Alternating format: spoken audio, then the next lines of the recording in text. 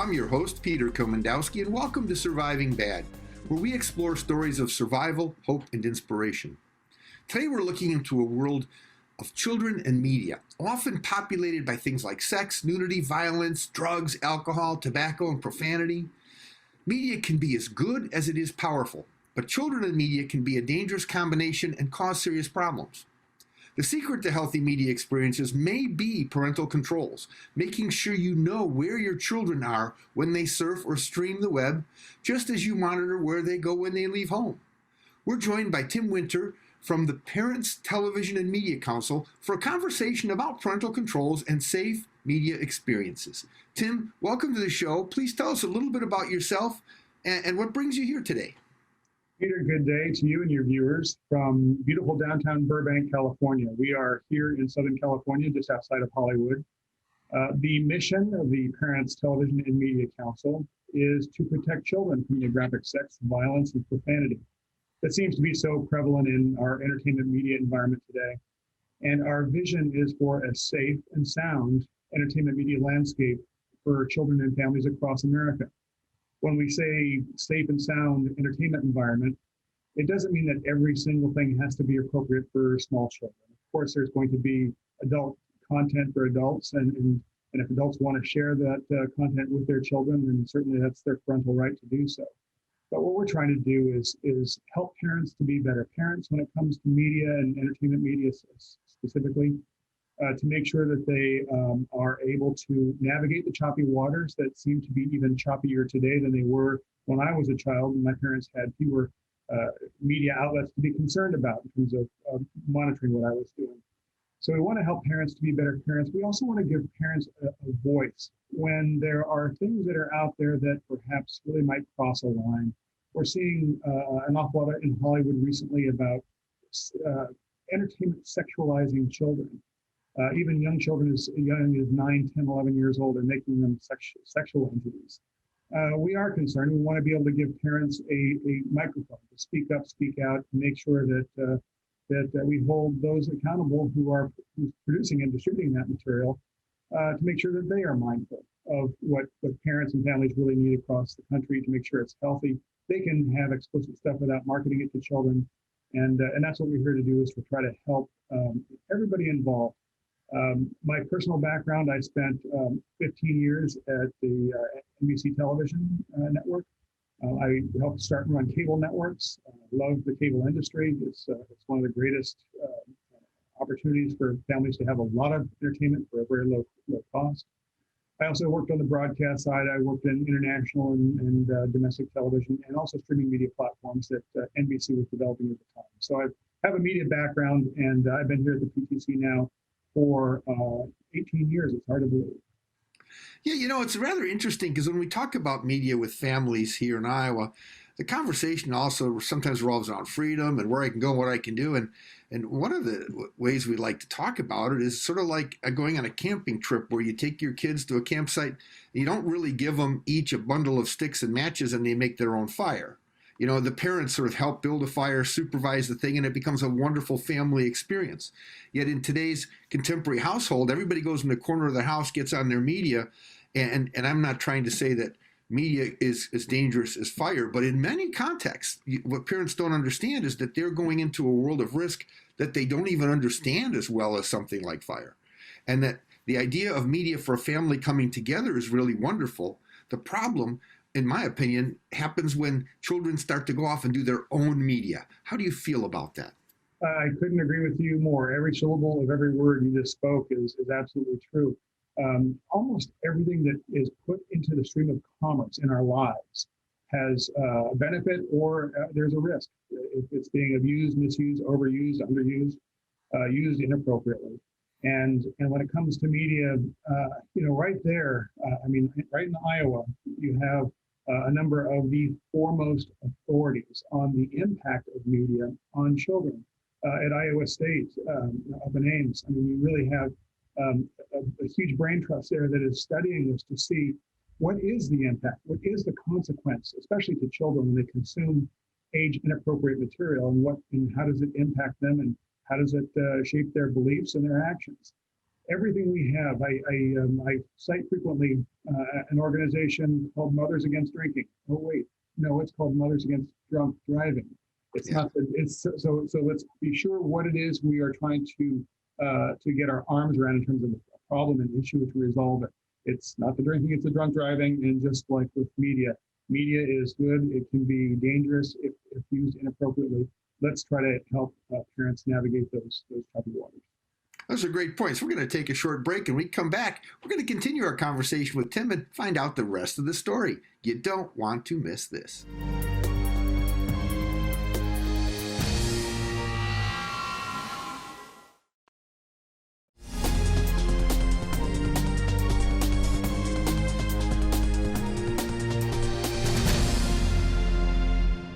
Welcome back to Surviving Bad. I'm your host, Peter Komendowski, and we're talking with Tim Winters from the Parents Television and Media Council about managing a safe household from the point of view of media and what your children do on the media. Tim, tell us a little bit more about that. What should parents be concerned with? Yeah, the Parents Television Council is here to try to help parents to be better parents, as I mentioned. Almost every parent in America at some point has had that moment where they were watching something on the television or on the computer or something, and they see something that was inappropriate for their child, and they lunge for the remote control, they lunge for the mute button, they try to grab the mouse and minimize the page. We call it the lunge factor, the lunge moment. And the reason for that is that I think instinctively, intuitively, most parents understand that not everything that is out there on the screen is appropriate for their child. And you want to protect the innocence. You want to protect the safety of your child. That's why the Parents Television and Media Council is here. We just celebrated our 25th year last year. We do both research and advocacy.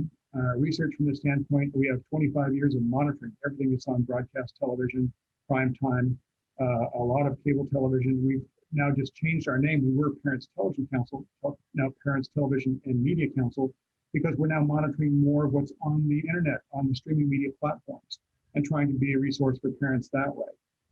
We want parents to be educated and informed. We want them to be aware of what are the parental control devices that are out there. We want to improve upon them. We found that when you look at the TV rating, most parents understand the movie rating, PG or PG-13 and R. There's a similar rating for television programming. It appears in the kind of top corner, and it says TV PG, TV 14. What the Parents Television and Media Council has learned is that each TV network decides for itself what to rate, how to rate a program. And we've seen inconsistencies, inaccuracies, and lack of transparency in those ratings. Content that is very explicit, sometimes violent, sexually explicit, profane, drug-related, and so forth. And yet the programs are rated as appropriate for children to watch. That's a concern for us. If parents are going to rely on those to help protect their children, those ratings and warnings have to be correct. So we advocate fiercely in Washington, here in Hollywood, on Madison Avenue in New York City, where the advertisers, they're the ones who actually underwrite and pay for television programs with the commercials.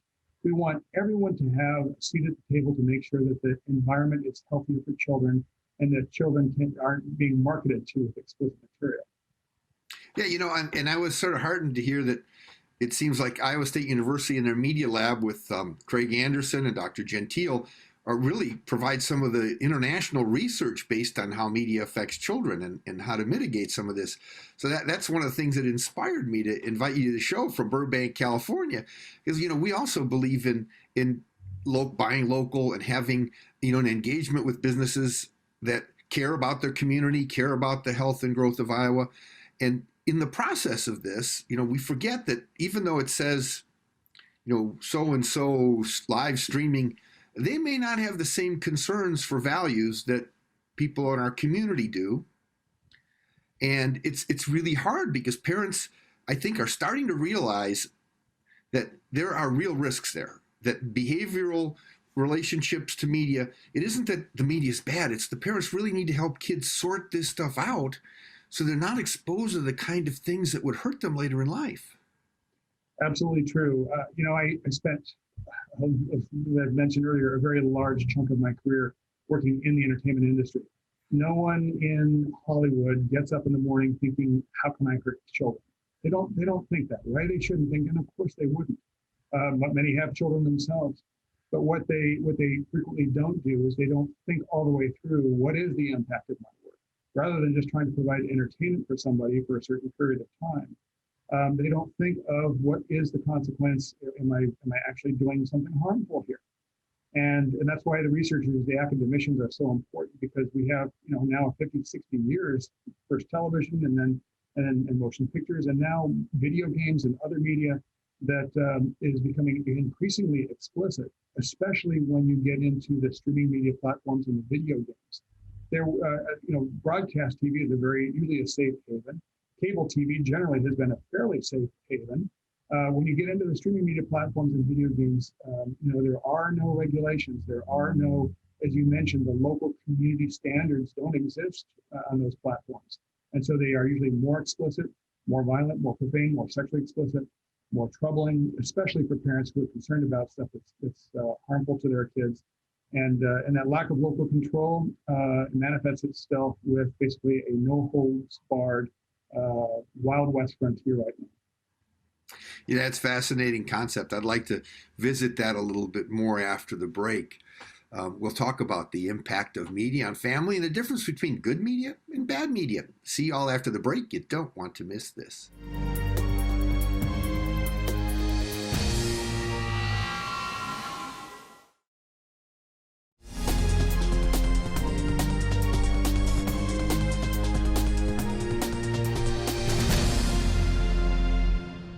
Welcome back to Surviving Bad. We're talking about taking control of the media to help make it a safe and healthy experience for families and children. Now, one thing that came to mind during the break, Tim, was, if we went to the grocery store and we let children buy the groceries, if we let them just pick out whatever they want at the grocery store, we can imagine how poor their diet would be without a little bit of guidance. But yet, for most part, children are picking the media. And that diet has as many risks to their well-being and their development as food would. It's feeding their brain. But parents don't exhibit the same controls as they would shopping with their children as to the choices they make. How do we inspire parents to get engaged in something that is frightening for them? I think the way you pose the question is a wonderful example for many parents to think about when it comes to a media diet for their child. We can. my brother-in-law is a dentist. He might like a lot of sugar cereal for 3 times a day for kids. Might be good for his business. But obviously, when parents want to have their kids be as healthy as they possibly can, it begins with a healthy diet of food. The number of parents who spend time looking at organic food versus some other type of food in the supermarket. They don't think the same way when it comes to entertainment media. I think most parents intuitively know that there's stuff that's not healthy for kids in media, but they don't equate it. They don't put it in the same category as important as that food diet is. Parents look around and you want to. When you have a small child, you have a car seat in your car because you want to be safe. You want to have the best possible schools. You want to have the best possible neighborhood that you live in, that you can afford to live in. All these things are because you care about your child, you care about your family. And when you look at the scientific research, the academic research, when it comes to an unhealthy media diet, the sexually explicit stuff tends to lead children to be more sexually active at a young age and to engage in more dangerous behavior than they otherwise would. The media violence that a child consumes tends to give them a resolution of the violence is a resolution to conflict, and that they become more bullying, more aggressive, and sometimes more fearful than they really need to be. When you look at the profanity research, it shows that children who consume profanity tend to be more aggressive, more bullying and violent toward their peers.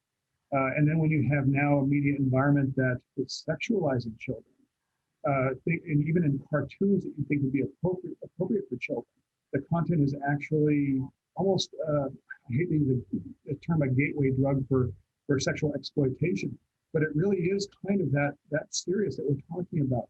When you break down the concerns a child might have about a sexual relationship with an adult, that's some of the content right now is romanticizing that. on very popular programs on Netflix and others.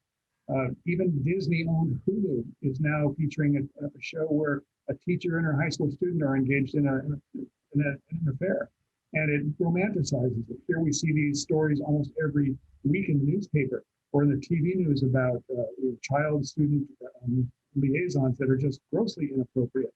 We should not have a media environment that romanticizes and encourages such content and conduct. We should have, I think, content that you can educate, inform, and enlighten without degrading and debasing at the same time. Well, I mean, just as we want children to eat good food, we want them to consume good media. Let's face it, we're a media-oriented world now, so it's not going to be a choice of media, no media. It's going to be healthy media versus unhealthy media. But there's another issue here, too, is that I think sometimes years ago when the idea of media came up, they were like the elephant in the room, media bad. No media good. And then we found out that's not true. And so the stigma sort of developed of sort of like this addiction versus attraction. It's not that your kids are becoming addicted to media, they're attracted to media. And that attraction, just like an attraction to sweets or an unhealthy diet, is something that I think in a parenting model, if we try and push the idea that watch out for the addiction, it's easy to look at the stigma or deny that your kid might be affected. But when you look at it as a process of attraction, a parent certainly has a very functional role in managing what that child is exposed to minimize the risk of attraction. Is that something consistent with your messaging? Are you seeing that that's a more sort of subtle, compassionate way for parents to work with children? Absolutely true. I mean, when you think about the power of media to bring the world together, to think about how many children, especially in well, not quite my age category, a few years younger, I was a little bit older than the Sesame Street crowd. But when you think about a show like Sesame Street, helping children to count and to read and to pronounce and to have greater empathy for one another, when Hollywood gets behind a positive message and they want to deliver something that is really important, nobody does it better. Whether it's if you are a family of faith, you think about media. Well, the Gutenberg Bible and the printing press is media. So media is not prima facie bad. It is both good and bad in the hands of those who create, produce, and consume. And that's why we have to be so mindful to be aware of what our kids are consuming and to help them navigate those landmines.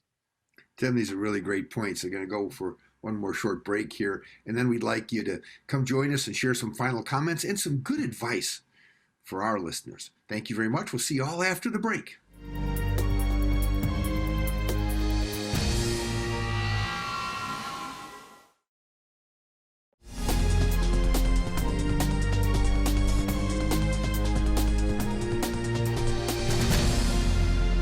Welcome back to Surviving Bad. Today we're talking about parental involvement and controls that can maximize the benefits of media experiences and minimize the risks.